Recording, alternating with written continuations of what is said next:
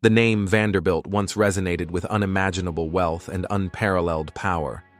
It was a dynasty that, for a time, seemed to embody the very essence of the American dream. Their ascent was meteoric, their influence pervasive. Yet, within a mere century, this colossal empire crumbled. The Vanderbilt story stands as a stark, cautionary tale of ambition's double edge, the perils of inherited fortune, and the fleeting nature of even the most immense wealth. It is a narrative etched in the very stones of New York City. Fifth Avenue, the grand artery of Manhattan, was once adorned with an astonishing 70 Vanderbilt palaces. These architectural marvels were not merely homes, they were declarations of dominance, monuments to a fortune so vast it could sway markets and command entire fleets. By 1973, a mere 96 years after the patriarch's death, not a single Vanderbilt mansion remained standing on Fifth Avenue. They had been systematically demolished, sold, or repurposed, their grandeur fading into memory. The very opulence that crowned their dynasty ultimately became the instrument of its undoing. The same forces that built their empire also contained the seeds of its destruction, a paradox of prosperity. These homes were more than just residences. They were fortresses of a fortune that influenced national policy and global commerce.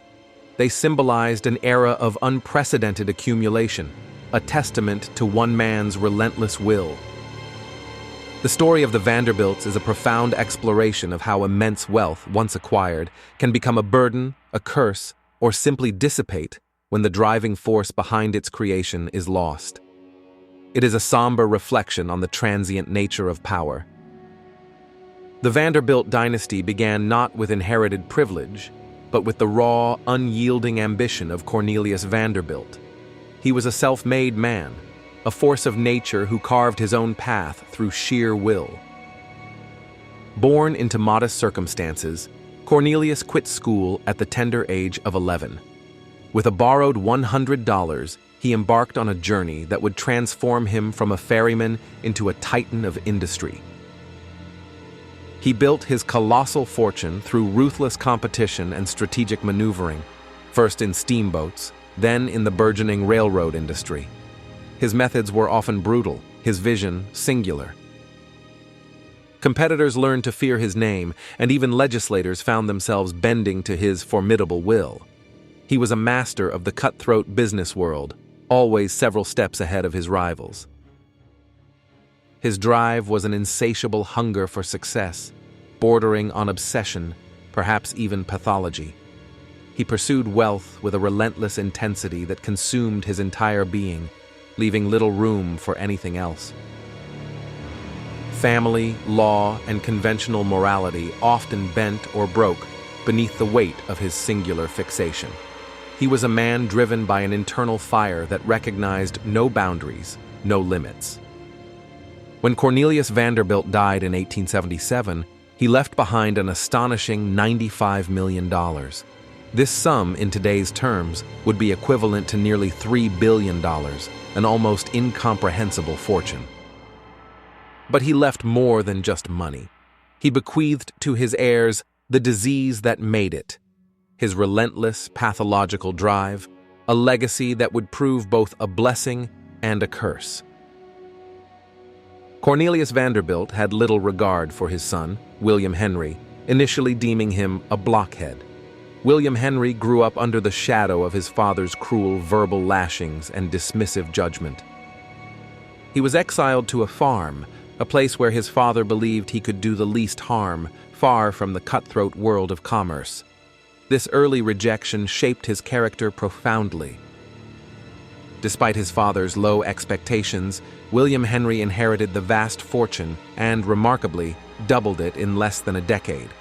He proved to be a shrewd businessman in his own right, albeit with a different temperament. Unlike his father, William Henry did not revel in his wealth.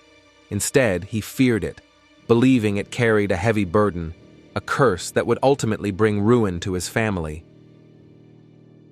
In a decision that would profoundly alter the family's trajectory, He chose to distribute the fortune relatively evenly among his 8 children. This was a stark departure from his father's centralized control. This unprecedented distribution created 10 mini-monarchs, each with immense personal wealth.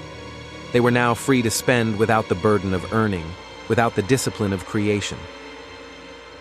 In doing so, William Henry inadvertently sowed the seeds of the family's decline.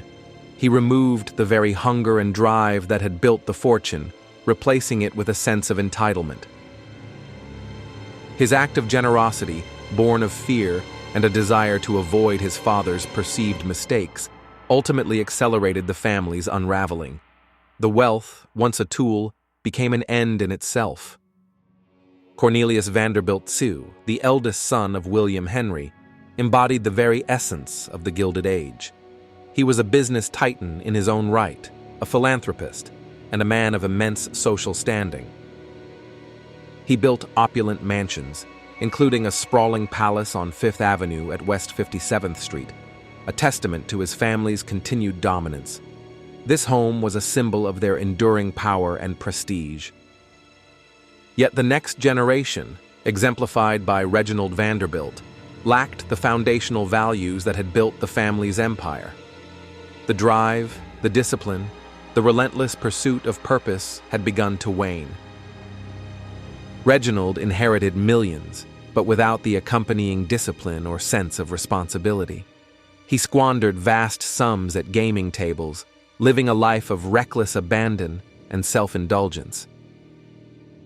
His profligate spending and profound lack of purpose were ominous signs, foreshadowing the family's inevitable demise. The wealth, once a source of power, became a means to fleeting pleasure.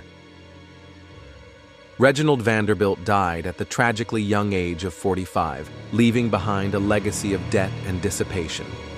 His life was a stark illustration of how quickly a fortune can vanish without stewardship. His story, and that of many of his generation, marked a critical turning point. The creators of wealth were replaced by consumers of wealth, a shift that proved fatal to the dynasty. The Gilded Age for the Vanderbilts was a period of unparalleled extravagance, but also one of profound internal decay. The outward splendor masked an inward erosion of purpose and character. The colossal Vanderbilt fortune, once the largest in America, dissipated in less than 90 years. The speed of its decline was as astonishing as the speed of its accumulation. The grand mansions, once symbols of their power, were systematically demolished, sold off, or repurposed. The physical manifestations of their empire vanished from the urban landscape.